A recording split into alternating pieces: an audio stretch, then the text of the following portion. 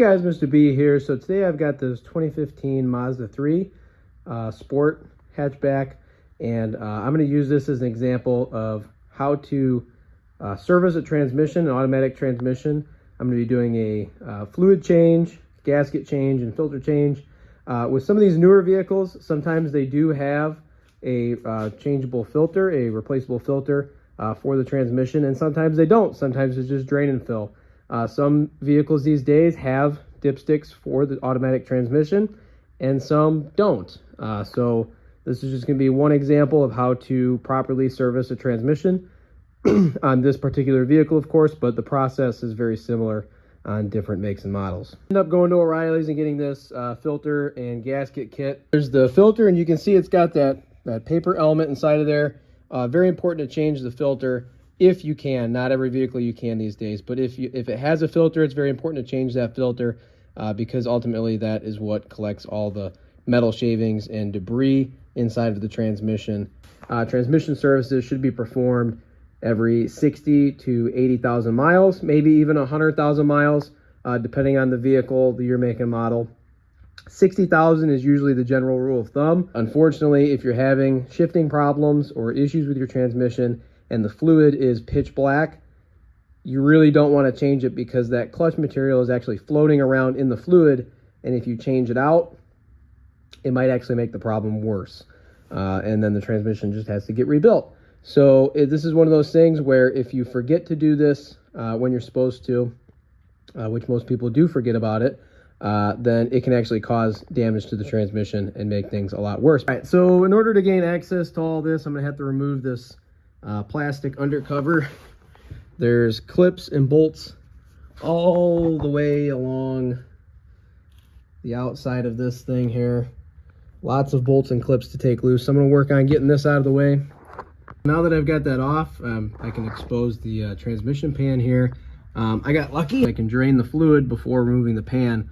That's always a real pain, is if there's no drain plug, you got to take all the bolts loose and then pry on the pan to get it off, and the fluid can spill everywhere, and it just becomes a big mess sometimes. But it's very nice when there's a drain plug. So the other thing I'm a little worried about is the rust on the pan here. Sometimes these pans get rusty enough that it actually seeps, allows fluid to seep through it. I definitely am going to take a look at the inside of this pan to see what it looks like. When I get it off, depending on what it looks like on the inside, I might actually take a wire brush to it and give it a quick shot of spray paint just to prevent any future corrosion. But I'm gonna go ahead and start by popping that loose.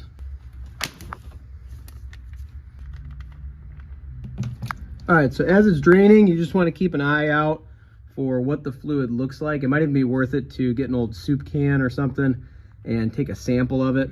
You're looking for metal chunks on the end of the drain plug or in the bottom of the pan, and just any sign of metallic, nasty gunk inside of there. So far it looks pretty good, and I don't see any issues with the fluid. It just looks old, it looks brown, and it looks like it's definitely time for it to be changed. The main thing is, if it does have a drain plug, you just want to make sure that gasket is still in good shape if you're going to reuse it. Snug. Use my forearm strength, just kind of put a little effort into it to get it to where it wants to stop but not go any further. Again, I'm going to go around and I'm going to zip off all these bolts.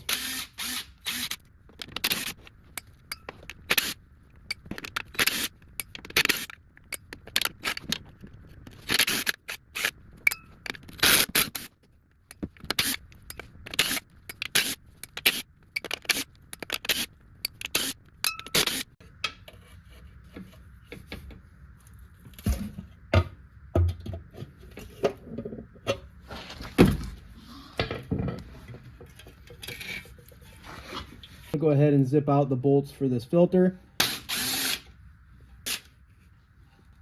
A lot of silicone from the factory gasket or whoever did the job last if the pan's been off before.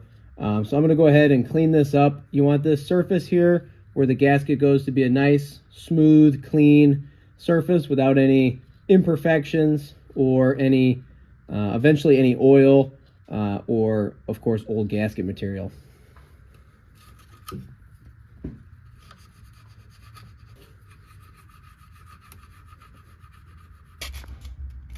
little bit of sandpaper could help as well. Of course, I gotta have the transmission fluid, so I went and got the Valvoline Max Life multi-vehicle. It is compatible with this vehicle's transmission and transmission fluid. You definitely want to make sure you're buying the right stuff. Go to the auto parts store, have them look it up, or look it up in the service manual.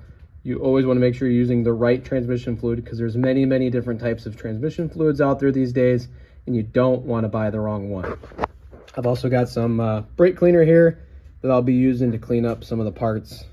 So now that I've got the gasket surface sanded down, scraped down, and all that good stuff, I'm gonna go ahead and spray some brake cleaner underneath here in all the areas that I can get to.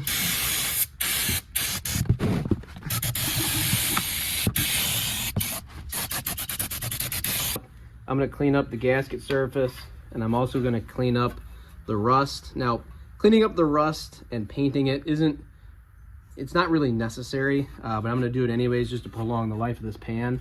Looking on the inside of here,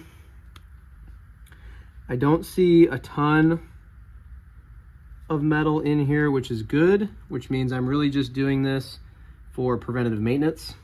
There is gonna be some metal on the end of that magnet there that is normal, some light, small metal shavings is normal, just from wear and tear on the transmission.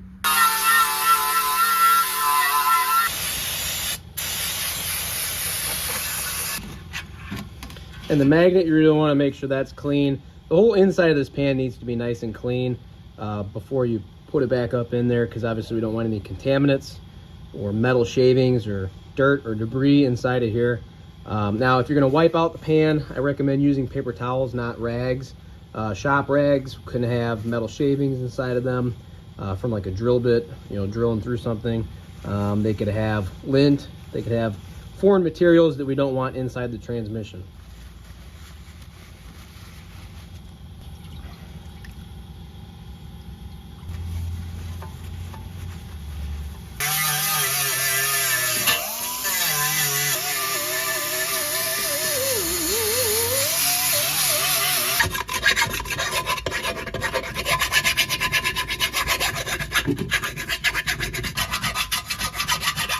All right, so I got the pan cleaned up really good. Everything looks clean on the inside, and now it's time to go ahead and flip it over and I'll give it a paint job.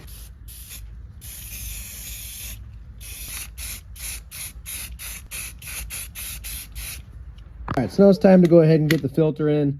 The main thing is you want to make sure that the old O-rings came off of this filter and that the new O-rings or sealed, depending on what type of transmission you're working on, go in, because if these don't seal properly, you'll have neutral in every gear and you'll wonder why you just did the trans service and the transmission won't come out of park or out of neutral. Well, if that seal is messed up between the filter and the pump, then it just won't go into gear, because the pump won't be able to suck fluid up into itself to allow the fluid to flow through the rest of the transmission. So definitely want to make sure that those seals are intact when you go to put this up. So I just pushed it into place. I'm just going to snug these up with my ratchet. I'm going to choke up on my ratchet and I'm going to tighten it just enough to where it wants to stop.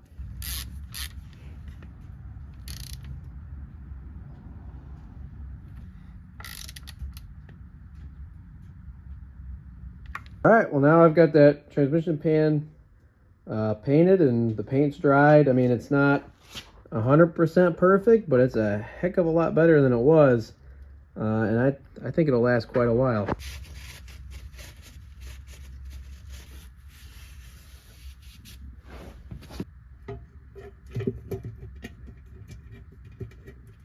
All right, now to tighten these bolts, now that I got them all started, I'll be honest with you guys, I looked through the service manual and I could not find a torque spec for those bolts.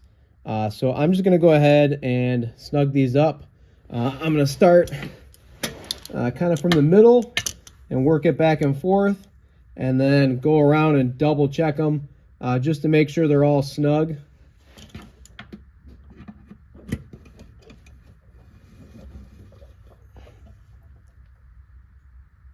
All right, so now I got the pan bolted up. All the bolts are nice and tight. So now it's time to go ahead and top off and check the transmission fluid. So the main thing here is you want to make sure the vehicle is level. So I have it jacked up on all 4 jack stands. And if I had it jacked up, obviously, only on the front, then it wouldn't be level, and that would be bad. So this vehicle kind of has a dipstick, but it's in a really bad spot. It's right up in there where that plastic piece is, and you have to take that loose, and then that whole plastic piece comes out, and you can use that as a dipstick. Now, per the service manual, you're supposed to fill it right through that hole, which, yeah, right, where am I going to put my freaking funnel? But I'll figure that out later. So you're supposed to fill it right through that hole and obviously check it with the dipstick. And the fluid temperature is supposed to be hot. I'm not sure if there's a hot or a cold range on that dipstick or not.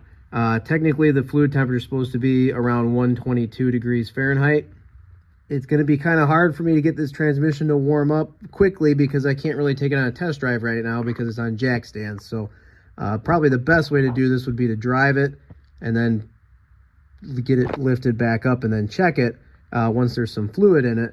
But I don't really want to do all that because I would have to take it off all the jack stands and go that route. All right, so I figured out that if I use this old metal funnel with this long tube on the end of it that's built into it, it fits right down in there if you take out the air box.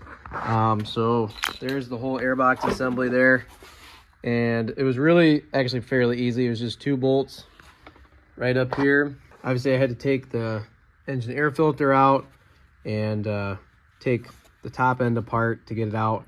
I ended up just taking this whole piece off to get that whole housing out, and now there's a whole bunch of space to fill this up with fluid. I ended up putting this back in place temporarily so that way the mass airflow sensor actually gives the computer a reading, because I don't want to cause a check engine light with this. So I'm gonna go ahead and I'm gonna start by putting about 3 quarts of this Valvoline Max Life fluid in, and then I'm going to start this up, let it warm up, maybe even run it through the gears with it up on the jack stands to try and get the transmission to warm up. So that's what the dipstick looks like. There is no cold range, only a hot range at 50 degrees Celsius or 122 Fahrenheit. All right, so I've got the engine running. The best way to do this is with a scan tool. You could probably try and get away with doing this without a scan tool, but I've got the data pid here for the transmission fluid temperature, and right now it's at 27 degrees Celsius. So I'm gonna go ahead and let this idle and let it warm up. I might have to put the transmission in gear with it on the jack stands and run the transmission, run the vehicle up to about 35, 40 miles an hour on the stands for a little while, but I'll see what happens. All right, so now it's at 46 degrees Celsius. So I'm gonna go ahead, we'll put this in reverse, put it back in drive, and get this up to, let's say, well, I guess not very fast because traction control is kicking in. We're pretty close to 50 degrees Celsius. All right, well now I've got the fluid right in the middle of those hash marks. I did have to use a little bit more than that 1 gallon jug. So if you're gonna buy fluid, you're probably gonna wanna buy 5 quarts instead of 4. But I have the fluid level full. I did find it easier to take that O-ring off temporarily to be able to push this down into the transmission.